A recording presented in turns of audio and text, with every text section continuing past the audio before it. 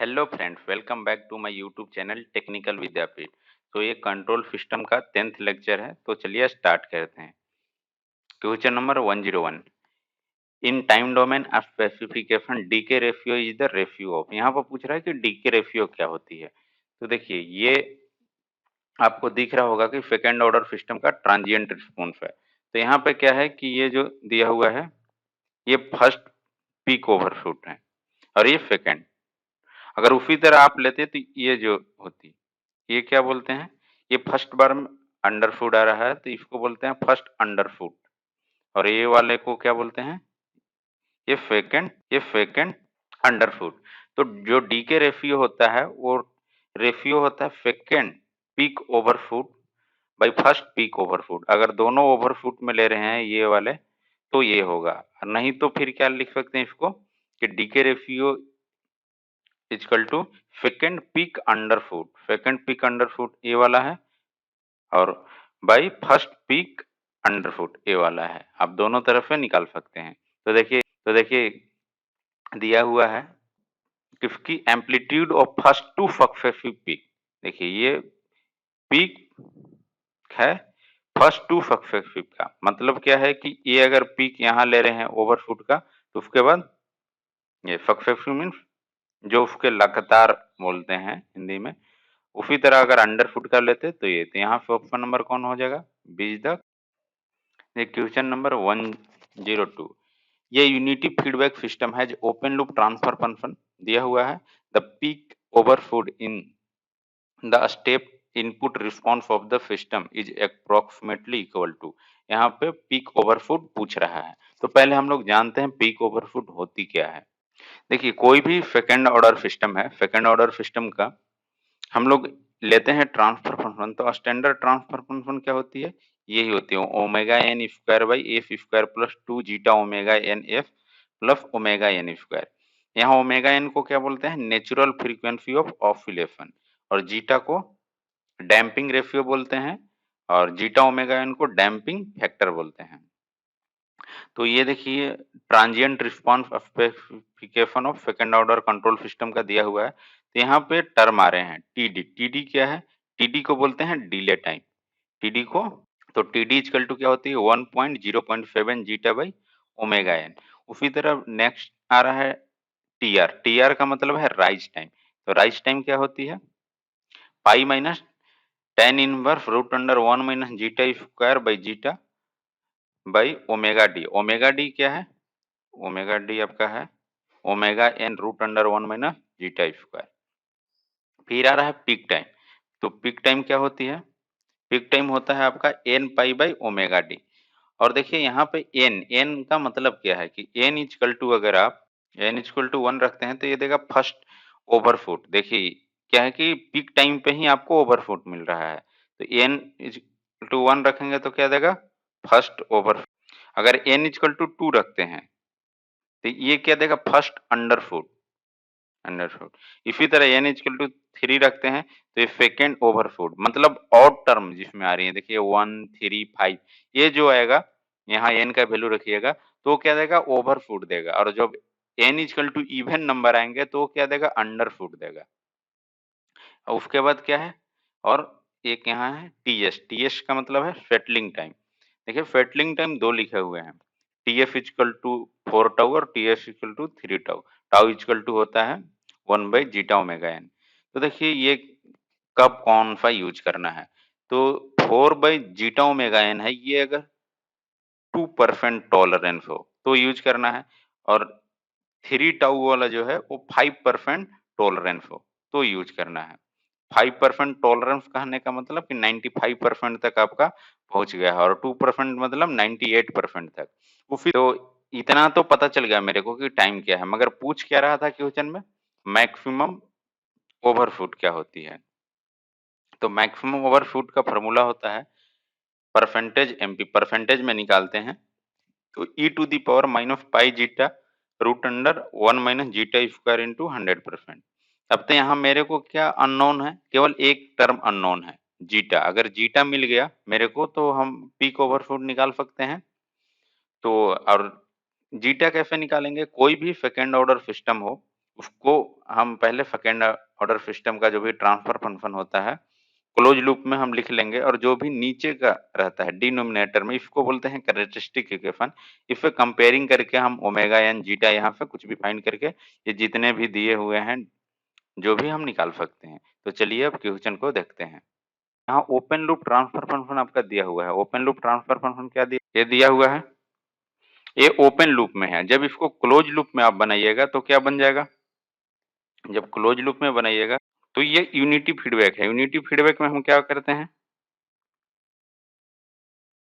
कि जो भी ऊपर में रहता है उसको सिंपली ऐड कर देते हैं, और क्लोज लूप के डिनोमिनेटर को ही हम बोलते हैं कैरेक्टरिस्टिक इक्वेशन। तो ये आपका कैरेक्टरिस्टिक इक्वेशन है। तो आपका कैरेक्टरिस्टिक इक्वेशन क्या होता है, 1 प्लस जीएफ एच एस, यही होती है। क्योंकि ये आपको क्लोज लूप में ट्रांसफर फंक्शन क्या होता है, GF upon 1 plus GF H F.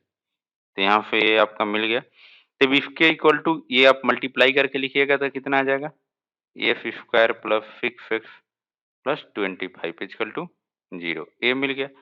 आप सेकंड ऑर्डर का हम क्या बोले थे इक्वेशन, तो बोले थे कि आप अगर सेकंड ऑर्डर का इक्वेशन देखिएगा तो उसमें आप omega N square upon F square plus 2 zeta omega N F plus omega N square.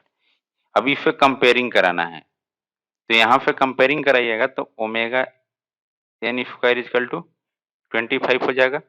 यहाँ पे ओमेगा एन निकालिएगा तो कितना मिल जाएगा, 5। ओमेगा एन मिल गया। अब देखिए ये वाले टर्म, ए वाले टर्म से आप इसको कंपेयरिंग कराइए, एफ वाले टर्म यहाँ भी है यहाँ भी है, तो क्या लिख दीजिएगा 2 जीटा ओमेगा एन का वैल्यू कितना है 5 इक्वल टू 6 यहाँ पे। और ये अगर कैलकुलेट कीजिएगा तो जीटा इक्वल टू कितना आ जाएगा 0.6। मेरे को केवल जीटा ही चाहिए था, तो परसेंटेज एमपी निकालिएगा तो क्या हो जाएगा ई टू दी पावर, ये कीजिएगा तो आपको मिल जाएगा यहाँ पे 10%। यानी ऑप्शन नंबर कौन हो जाएगा, ऑप्शन नंबर आपका बी हो जाएगा यहाँ पे। देखिए उसी तरह 103 भी है, सेम दिया हुआ है, ये ओपन लूप में दिया हुआ है, इसका भी यूनिटी फीडबैक है। तो क्लोज लूप में बनाइएगा तो जीटा इसका भी इतना ही आएगा और ओमेगा एन भी इतना ही आएगा। मगर इसमें पूछ अलग चीज रहा है, ये टाइम पूछ रहा है कि टाइम फॉर पीक ओवरशूट, यानी पीक टाइम, क्योंकि पीक टाइम पे ही पीक ओवरशूट होती है। तो पीक टाइम बराबर हम लोग क्या जानते हैं, omega N root under 1 minus zeta square, यही लिखते हैं। तो पाई ओमेगा एन का वैल्यू मेरे को पता है कितना है 5, 1 माइनस जीटा का वैल्यू 0.6। जब इसको आप कैलकुलेट कीजिएगा तो ये आपको मिल जाएगा 0.79 सेकेंड। यानी ऑप्शन नंबर कौन हो जाएगा, सी, यानी सी। देखिए नेक्स्ट क्वेश्चन है 104, a second order control system has M J omega equal to दिया हुआ है। तो यहाँ पूछ रहा है एम पी, तो क्या है, जैसे पीक मैग्नीट्यूड की फार्मूला होती है M P equal to 1 by 2 zeta root under 1 minus zeta square. यहाँ भी एक ही अननोन है, केवल जीटा। अगर जीटा पता चल गया तो निकाल देंगे हम। तो इसको भी सेकेंड ऑर्डर सिस्टम का ट्रांसफर फंक्शन से आप कंपेयरिंग कीजिए तो क्या होती है, omega N square by F square plus 2 zeta omega N F plus omega N square, यही होती है। अब देखिए यहाँ पे क्या है कि ओमेगा है, एस नहीं है, तो एफ इक्वल टू की आप पुट कीजिए जे ओमेगा। अब जे ओमेगा इस इक्वेशन में रखिएगा तो ये क्या बन जाएगा, ओमेगा एन स्क्वायर, ये हो जाएगा जे ओमेगा यहाँ रखिएगा तो माइनस ओमेगा स्क्वायर हो जाएगा, क्योंकि जे स्क्वायर क्या हो जाती है -1 और ओमेगा स्क्वायर तो हो जाएगा। उसी तरह plus 2 zeta omega N J omega, ये हो जाएगा, एफ की जगह भर दिया, प्लस ओमेगा एन स्क्वायर।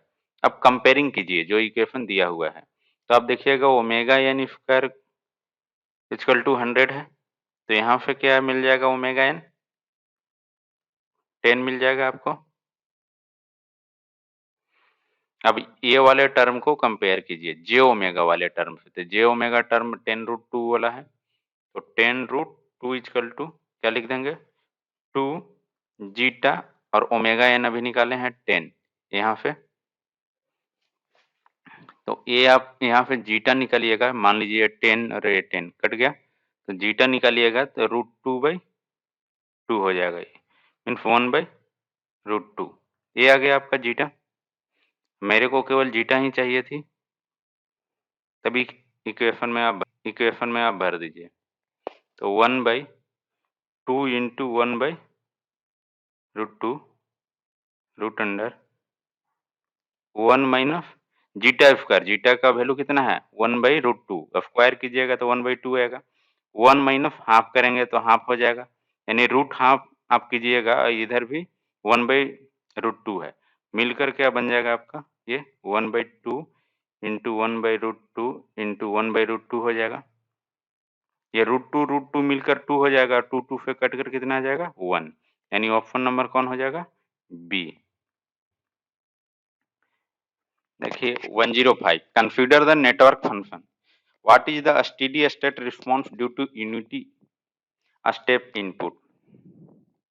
देखिए unity step in steady state response का मतलब होता है फाइनल वैल्यू, कि फाइनल वैल्यू आपका क्या होगा, तो फाइनल वैल्यू कब देगा टी इक्वल टू इन्फिनिटी पे,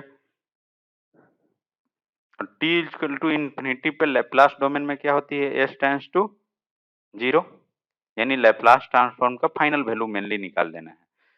तो पहले इसको देखते हैं, ये जो भी दिया हुआ है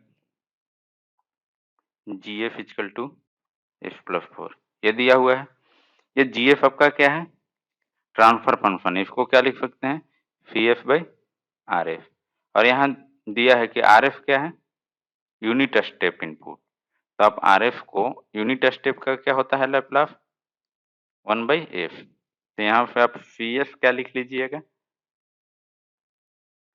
2 into f+3 upon f+2 f+4, और जो RF इधर मल्टीप्लाई हो जाएगा 1/f, ये आ जाएगा।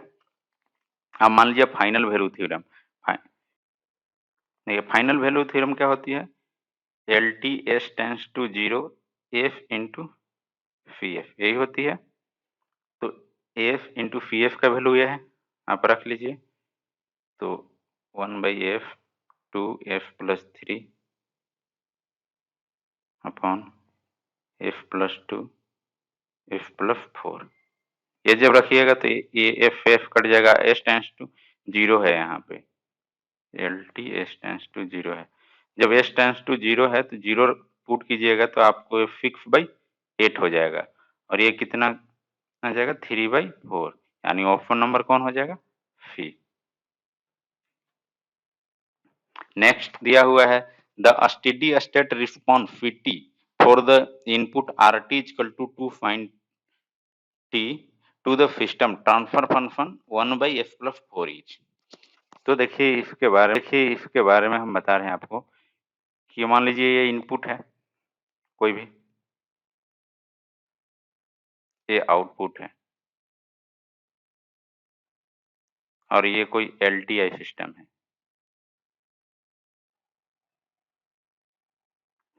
तो क्या होता है कि इनपुट अगर साइनोसॉइडल देते हैं, मान लीजिए इनपुट हम दे रहे हैं ए फाइन ओमेगा टी, तो आउटपुट जो आपको मिलेगा वो मिलेगा A into M sine omega T plus minus phi.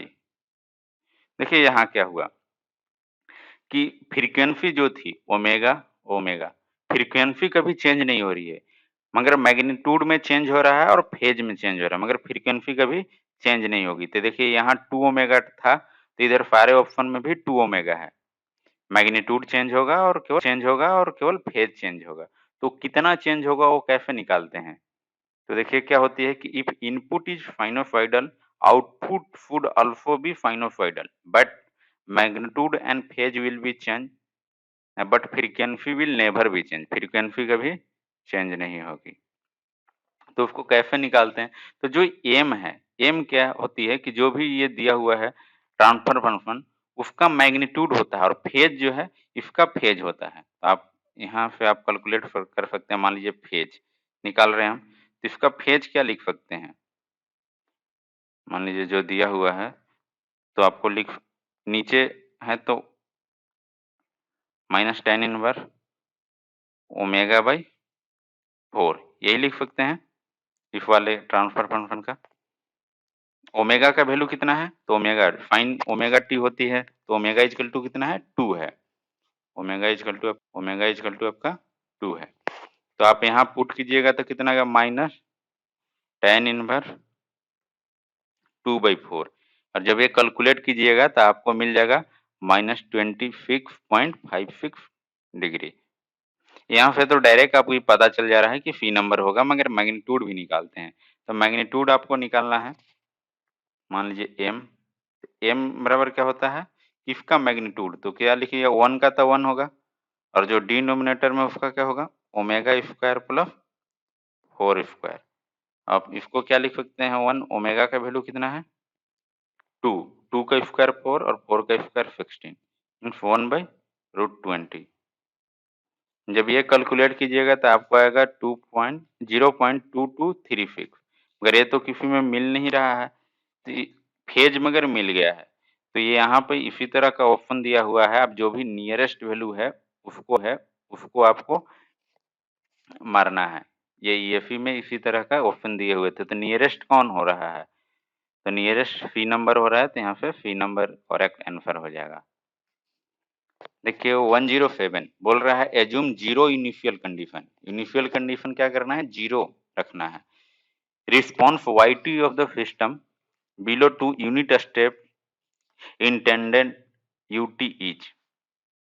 तो क्या है कि यहाँ इनपुट में आपको यूएफ दिया हुआ है और आउटपुट में वाईएफ। तो इसका ट्रांसफर फंक्शन लिखिएगा या सिंपली वाईएफ लिखिएगा तो क्या मिल जाएगा? यूएफ इंटू 1/f मल्टीप्लाई होके आएगा, ये मिलेगा वाईएफ। अब यहाँ बोल रहा है यूनिट स्टेप रिस्पॉन्स है, तो यूएफ का वैल्यू कितना हो जाएगा? 1/f हो जाएगा मीन्स 1/f स्क्वायर।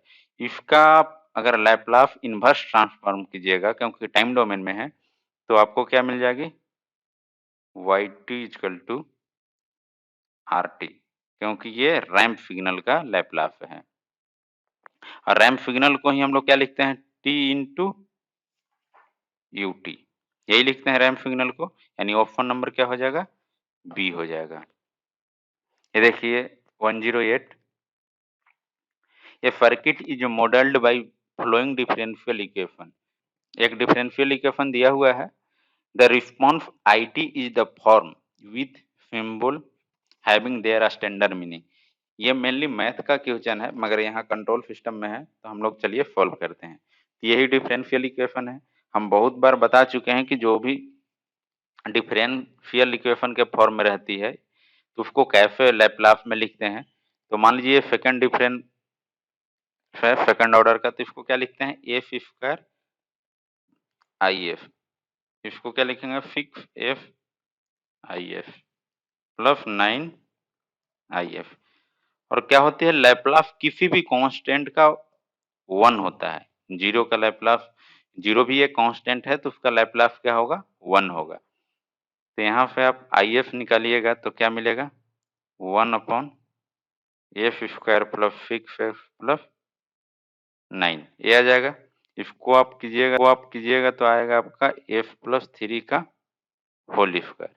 अब अगर इसका रूट निकालिएगा तो f इक्वल टू कितना आएगा? -3 दोनों रूट क्या है? रियल है और इक्वल है। तो अब मैथ में हम लोग क्या जानते हैं कि दोनों रूट इक्वल हो और रियल हो, जैसे कम्प्लीमेंट्री फंक्शन जो निकालते हैं वो क्या निकालते हैं? तो आप देखिए कि दोनों रूट अगर रियल हो और इक्वल हो तो क्या लेते हैं? देखिए यहाँ लिखा हुआ है two real and equal root, तो क्या लेते हैं? C1 plus C2x e to the power m1x। m1 क्या है? जो रूट का वैल्यू है, जो भी रियल रूट है। तो उसको क्या लिखेंगे हम? अगर उस तरह लिखेंगे तो यहाँ रूट का वैल्यू कितना आया था? -3 आया था। तो ये k कांस्टेंट है, वहाँ पर phi1 यहाँ भी कांस्टेंट लिया है, तो k1 प्लस k2 और t यहाँ x लिया है क्योंकि वो डिफरेंशियल इक्वेशन x के टर्म में था, यहाँ t के टर्म में है, तो k t हो जाएगा और e to the power -3t ये आ जाएगा। तो यानी यहाँ पे ऑप्शन नंबर कौन होगा? सी। या इसको आप पार्शियल फ्रैक्शन करके वो उस तरह भी निकाल सकते हैं, मगर ये मेनली मैथ का क्वेश्चन था तो हम मैथ की तरीके से बता दिए। देखिए 109 a function yt satisfied the following differential equation. यहाँ भी एक डिफरेंशियल इक्वेशन दिया है where delta is the delta function assuming zero initial condition and denoting the unit step function by ut yt can be of the form yt पूछ रहा है, तो इसको देखिए कैसे करते हैं। इसका अगर लैपलास लीजिएगा, जो भी इक्वेशन दिया हुआ है आपका dy t by dt plus yt equal to del t, अगर इसका लैपलास लेंगे तो क्या हो जाएगा? F y f plus y f और डेल टी का लैपलास कितना होता है? 1 होता है, तो यहाँ पे वाई एफ आपको कितना मिल जाएगा? 1 अपॉन एफ प्लस 1, ये मिल गया आपको वाई एफ। अगर यहाँ क्या पूछ रहा है कि denoting the unit step function by u t y t can be form. यहाँ पे आप लैपलास इनवर्स ट्रांसफॉर्म लीजिएगा इसका, वाई टी पूछ रहा है, वाई टी कब आएगा? वाई एफ का लैपलास इनवर्स करेंगे तो तब कीजिएगा, तो क्या मिल जाएगा आपका? यहाँ पे आप कीजिएगा तो ये वाई टी हो जाएगा, ये और ये कितना का लैपलास होता है? E to the power minus T, मगर इस किसके फंक्शन में बोल लिखना है? यू टी, तो आपको यहाँ यू टी, यानी ये कौन सा ऑप्शन में दिए हुए हैं? ऑप्शन नंबर सी में, तो C is the correct. 110 a system function N F is equal to B F by I F is equal to S plus 3 by 4 S plus 5, ये दिया हुआ है।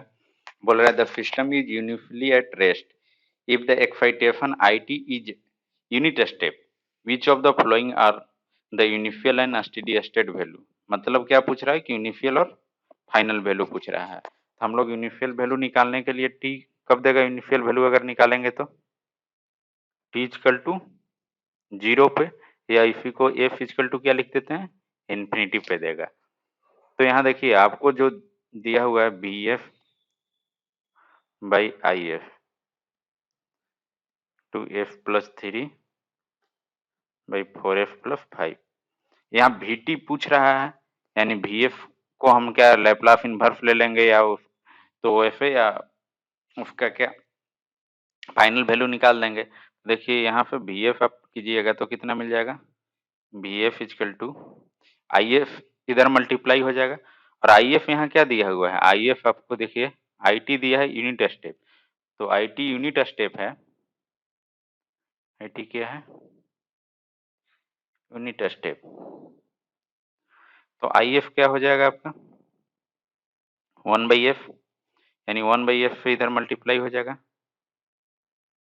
यही हो जाएगा। अब यहाँ से आप जो भी इनिशियल वैल्यू और फाइनल वैल्यू निकालना है आप निकाल सकते हैं। इनिशियल वैल्यू क्या होती है? Limit s tends to infinity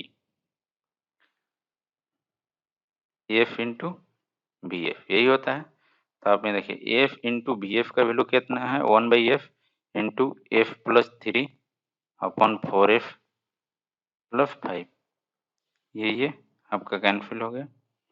अब जैसे ही आप यहाँ भरिएगा इन्फिनिटी, तो क्या आएगा? इन्फिनिटी बाई इन्फिनिटी का फॉर्म आ जाएगा। तो पहले हम लोग एफ को एलिमिनेट करना होगा, तो हम लोग एफ को एलिमिनेट करते हैं, तो क्या एफ कॉमन ले लेते हैं यहाँ से, तो क्या बचेगा? 1 प्लस एफ बाई 3, क्या बचेगा? 1 प्लस 3 बाई एफ, और नीचे क्या हो जाएगा? एफ कॉमन लेते हैं तो 4 प्लस 5 बाई एफ, यही हो जाएगा। अब देखिए ये एफ एफ आपका कैंसिल हो गया, जब अब इन्फिनिटी भरिएगा तो ये टर्म तो 0 हो जाएगा, ये टर्म 0 हो जाएगा, तो आपको क्या मिल जाएगा? सिंपली 1 बाई 4, ये तो इनिशियल वैल्यू हो गया। अब फाइनल वैल्यू निकालना है, तो हम यहाँ पर निकालते हैं।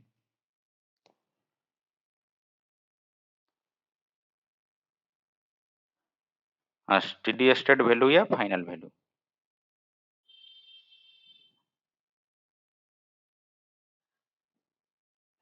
तो क्या होती है limit s tends to 0 F into b f. तो भर दीजिए f into 1/f into f plus 3 4f plus 5। अब एफ टेंस टू 0 है, अब 0 भरिएगा तो यहाँ 0 भरिएगा तो क्या आएगा 3/5 आ जाएगा। तो ये आपका स्टेडी स्टेट वैल्यू हो गया, ये आपका इनिशियल वैल्यू हो गया। तो ये किस में दिया हुआ है ऑप्शन नंबर डी में, डी इज द करेक्ट। देखिए 111 में दिया हुआ है the impulse response of LTI system is given by 5u2 if the input of the system is given by e to the power minus t then the output of the system is। तो देखिए impulse response को ही हम लोग क्या बोलते हैं H F. H F कितना दिया हुआ है, अगर उसको लैप्लास में लिखिएगा जैसे एच टी दिया हुआ है आपका 5ut। तो एच एफ लीजिएगा तो कितना हो जाएगा 5/f हो जाएगा। अब एच एफ को हम लोग क्या जानते हैं YF/RF ये जानते हैं। हमको क्या बोल रहा है कि आउटपुट क्या होगा यानी YT क्या होगा। तो पहले YF देखते हैं, YF क्या हो जाएगा RF से मल्टीप्लाई हो जाएगा तो 5/f इंटू RF। और RF यहाँ कितना दिया हुआ है आपका RT जो दिया हुआ है इनपुट वो दिया है e⁻⁻t। तो इसका अगर लैप्लास लीजिएगा तो कितना होगा 1/f प्लस 1 यही दिया हुआ है इनपुट में। तो आप यहाँ सिंपली भर दीजिए तो ये आपको मिल जाएगा f प्लस 1, ये आपको मिल गया YF। अब YT पता करना है आपको कितना है, तो इसका क्या लेना होगा लैप्लास इनवर्स लेना होगा। तो आप लैप्लास इनवर्स लीजिएगा तो कितना आ जाएगा, तो इसको हम पार्शियल फ्रैक्शन करके इधर दिखा देते हैं आपको 5/f इंटू एफ प्लस 1। तो यहाँ से आप लीजिएगा a/a/f प्लस b/f प्लस 1। ए कैसे निकालते हैं, ये सिंपली निकालते हैं कि ये जो f वाले टर्म है उसको इफ वाले ये जितने हैं उसमें से हटा देते हैं और जितना f का वैल्यू होगा वो पुट करते हैं। मतलब क्या होगा 5/f plus 1 where f equal to 0, क्योंकि f इक्वल टू 0 पे ये मिल रहा है। आप जब ये कीजिएगा तो कितना मिल जाएगा 5। उसी तरफ b का लिखना है तो b का डिनोमिनेटर में क्या है f प्लस 5 है तो वो यहाँ से हटा देंगे तो आपको 5/f और f इक्वल टू कितना यहाँ से निकालिएगा तो आएगा b का वैल्यू निकाल रहे हैं इसलिए -1 आएगा, -1 भरिएगा तो कितना आएगा -5। तो आप यहाँ भर दीजिए YF इक्वल टू आपका मिल गया a का value 5/f minus 5/f plus 1। जब लैप्लास इनवर्स लीजिएगा तो ये मिल जाएगा आपको YT इक्वल टू, ये तो सिंपली UT का है तो 5 माइनस ए आप कैलकुलेट कीजिएगा तो कितना आएगा 5e⁻⁻t UT। ये देखिए ऑप्शन नंबर कौन में दिया हुआ है, तो ऑप्शन नंबर ए। ये देखिएगा तो 5 अगर यहाँ पे कॉमन लेते हैं तो ए आपका मैच कर जाएगा, यानी option number A is the correct answer. देखिए 112 में a system with zero initial condition has closed loop transfer function दिया हुआ है the system output is 0 at the frequency. बोल रहा है सिस्टम का आउटपुट कब 0 हो जाएगा। तो मान लीजिए ये जो भी दिया हुआ है आपको TF इक्वल टू दिया हुआ है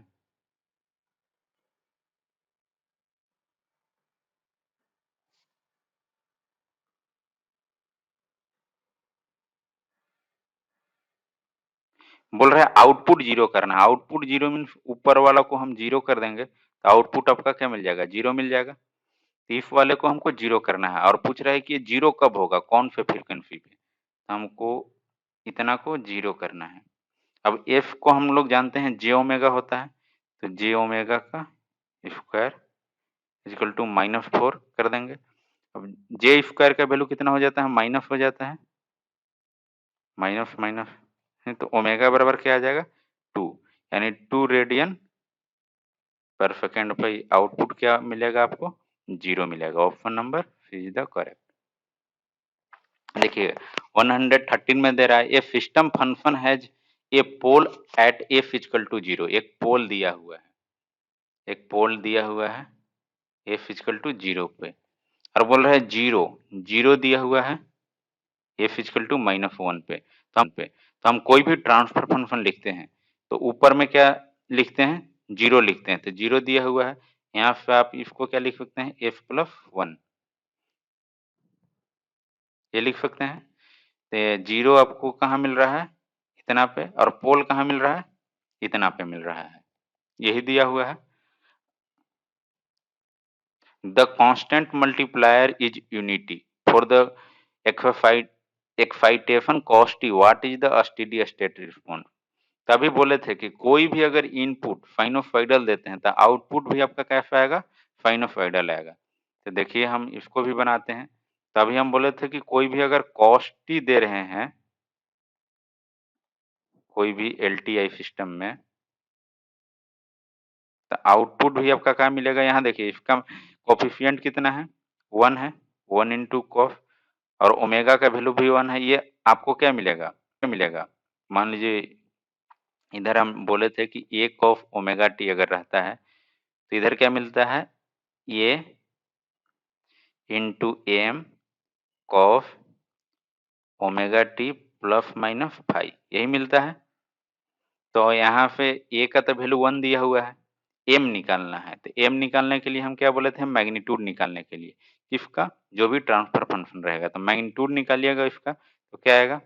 ओमेगा स्क्वायर प्लस 1 का स्क्वायर बाई ओमेगा, यही होगा। ओमेगा का वैल्यू कितना है?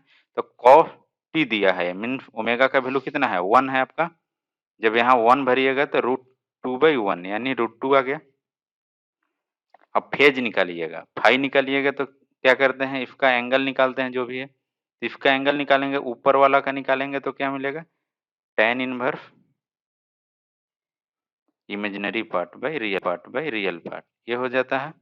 और माइनस इसका एंगल कितना होगा? माइनस नीचे है तो ऊपर जाएगा तो माइनस होगा, और f equal to j omega रहता है, मतलब 1/j हो गया। 1/j को कितना बोलते हैं? -90 डिग्री बोलते हैं। सिंपली -90 डिग्री आ जाएगा। ओमेगा का वैल्यू 1 है, यानी tan इनवर्स 1 का वैल्यू कितना होता है? 45 माइनस 90, ये आपको मिल जाएगा -45 डिग्री। तो आप अब लिखिएगा, तो अब ये वाले फॉर्मेट में आप लिखिएगा तो क्या होगा? एक का तो वैल्यू 1 था, एम का वैल्यू आपका आ गया √2 cos omega T minus 45 degree, यानी ओमेगा का भी वैल्यू 1 है, तो आपको मिल जाएगा √2 कॉस टी माइनस 45 डिग्री। देखिए ये तो कॉस में आया, मगर ऑप्शन में सारे साइन दिए हुए हैं, तो कैसे करते हैं इसको? तो देखिए एक फेजर कॉन्सेप्ट होती है, तो हम आपको फेजर कॉन्सेप्ट बताते हैं कि देखिए ये फेजर कॉन्सेप्ट है। ये देखिए फेजर कॉन्सेप्ट है, तो इसे कैसे निकालते हैं? तो अभी हमको मिला था कॉस के टर्म में, कितना मिला था? √2 कॉस टी माइनस 45 डिग्री, यही मिला है। अब इसको साइन के टर्म में क्या लिखेंगे? तो जो भी आपको कॉस के टर्म में है पॉजिटिव है तो कॉस पे आ जाएंगे। ये एंगल क्या है? -45 डिग्री। माइनस मतलब क्या? क्लॉकवाइज चलते हैं, क्लॉकवाइज मतलब इस तरफ चलेंगे, तो हम कहाँ आ जाएंगे? यहाँ पे आ जाएंगे। अगर इसको साइन के टर्म में लिखना है तो ये तो √2 तो रहेगा ही, साइन टी। अगर ये वाले इधर से जा रहे हैं तो ये मिल रहा है, और एंटी क्लॉकवाइज में चलते हैं तो क्या साइन लेते हैं? पॉजिटिव लेते हैं, तो पॉजिटिव 45 डिग्री, यानी ये ऑप्शन नंबर कौन में है? ऑप्शन नंबर ए में है। तो ए इज द करेक्ट आंसर इसका होगा। अगर आप फेजर कॉन्सेप्ट नहीं जानते हैं तो हम यहाँ आई बटन पर लिंक दे देंगे, वहां आप क्लिक करके देख सकते हैं कि कोई भी दो वेव फॉर्म दिया है तो लीडिंग लैगिंग कैसे पहचानते हैं, या कोई एक एंगल से दूसरे एंगल पे जाना है या कॉस से साइन में जाना है तो कैसे जाते हैं।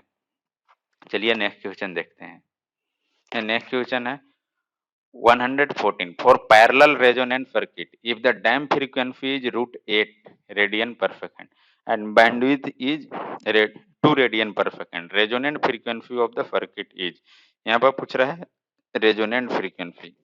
तो देखिए डैम्प फ्रीक्वेंसी को क्या बोलते हैं हम लोग, ओमेगा डी, यानी √8 रेडियन पर सेकंड दिया हुआ है।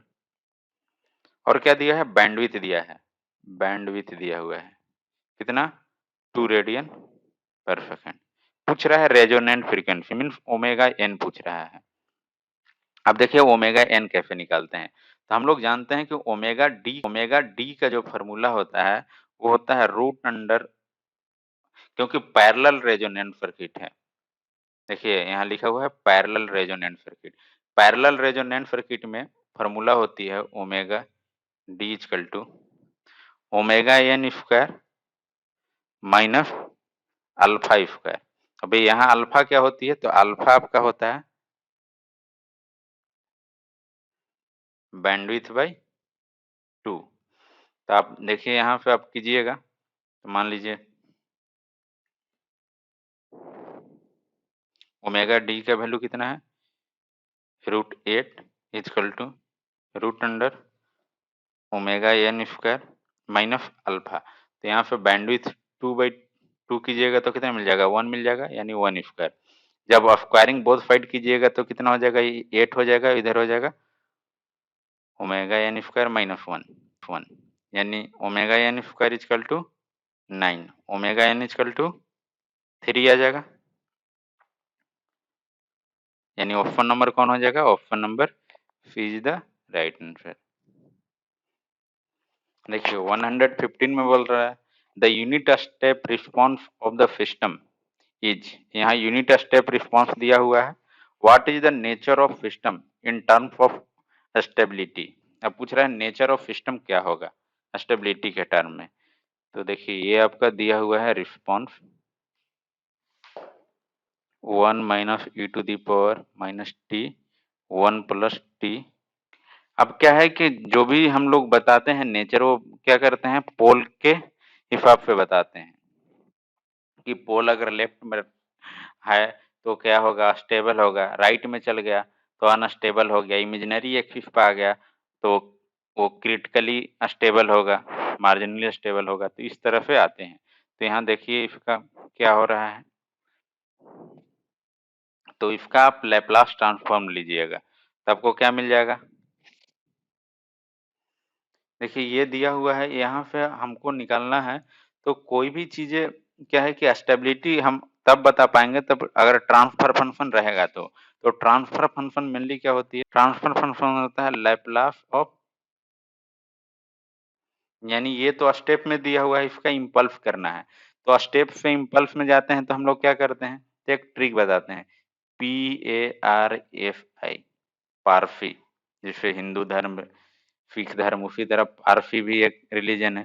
तब देखिए क्या होता है, आई मतलब होता है इम्पल्स, एफ मतलब स्टेप, आर मतलब रैंप, ए मतलब कुछ नहीं है, और पी मतलब पैराबोलिक।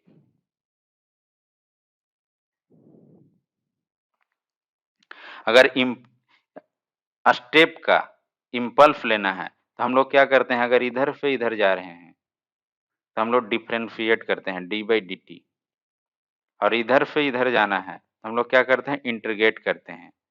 तो सिंपली हमको इम्पल्स लाना है तो क्या करेंगे, हम डिफ्रेंशिएट कर देंगे। तो इसको आप डिफ्रेंशिएट कीजिएगा तो क्या मिल जाएगा,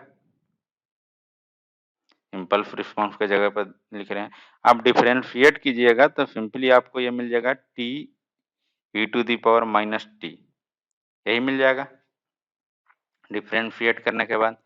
अब इसका अगर आप लैप्लास लेते हैं तो आपको लैप्लास क्या मिल जाएगा, इसका e⁻t का क्या होता है, जैसे e⁻t का लैप्लास 1/f+1 ये होती है, और t से मल्टीप्लाई करते हैं कहीं भी तो क्या हो जाती है, ये स्क्वायर हो जाता है अगर t से मल्टीप्लाई करते हैं तो आपको क्या हो जाएगा, f+1 का स्क्वायर। इसका मतलब जैसे t के पावर n रहा तो इसका लैप्लास होता है n फैक्टोरियल बाई f के पावर n+1। तो उसी तरह देखिए यहाँ पहले f+1 था, टी के पावर कितना है, एन कितना है, एन की जगह पर 1 है, एन इक्वल टू 1 है आपका। अभी ये वाले पूरे को हम एफ मानते हैं, तो एन प्लस 1, 1 प्लस 1 करेंगे तो 2 आ जाएगा, इसलिए ये हुआ है। ये लैपलास की प्रॉपर्टीज है, अगर आप नहीं जानते हैं तो एक बार रिवीजन कर लीजिए, आपको पता चल जाएगा। तो ये आपको ट्रांसफर फंक्शन पता चल गया। अब इसका पोल निकालिएगा, पोल निकालिएगा तो आपको कहाँ मिलेगा, दोनों पोल -1 पे मिल रहा है, -1 पे मिल रहा है यहाँ पे, यानी -1 पे आपको मिल रहा है, तो किधर है, left half of f plane में है। तो जो भी पोल अगर left half of f plane में रहती है तो उसको क्या बोलते हैं कि वो सिस्टम अस्टेबल है, यानी ऑप्शन नंबर क्या हो जाएगा, ए। तो आज के लिए इतना ही। मेरा वीडियो देखने के लिए बहुत बहुत धन्यवाद।